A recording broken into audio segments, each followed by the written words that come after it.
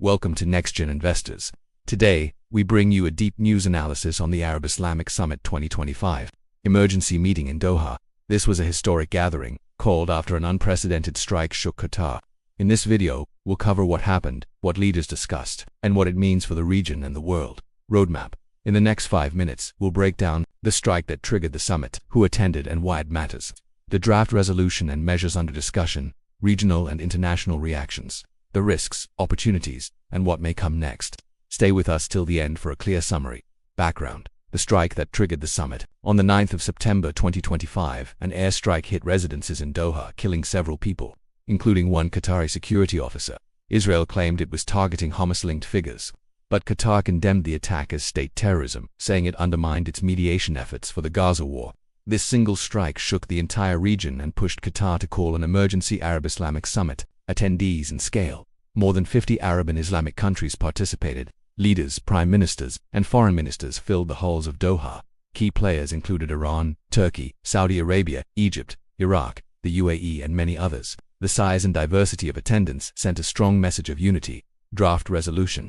The draft communiqué included 4 central points. 1. Condemnation of the Doha strike. 2. A warning that it destabilizes regional security.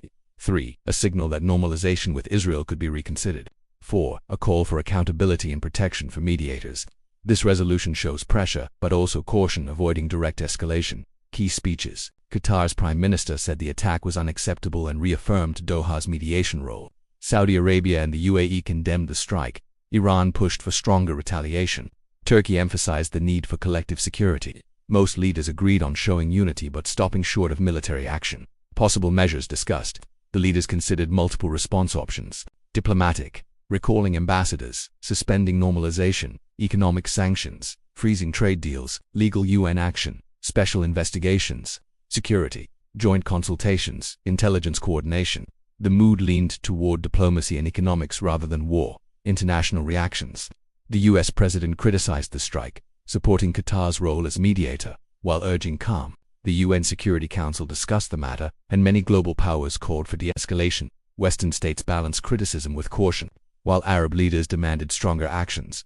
Geopolitical shifts. This summit could have long-term consequences. US influence in the region may weaken. Normalization between Israel and Arab states may slow or reverse. Other powers, like Turkey and China, could expand their influence. Palestinian statehood may gain momentum at the UN, but deep ruptures remain unlikely in the short term, given economic ties. Humanitarian context. The summit's backdrop is the ongoing humanitarian crisis in Gaza. Civilian casualties remain high, and aid access is limited. Leaders tied their speeches to calls for protection of civilians and urgent international intervention. Experts say expect strong communiques, some economic measures, and legal pushes at the UN. Direct military retaliation is less likely. The priority is unity, not escalation. Outcomes to watch. In the short term, expect harsh statements, possible ambassador recalls, and symbolic economic measures.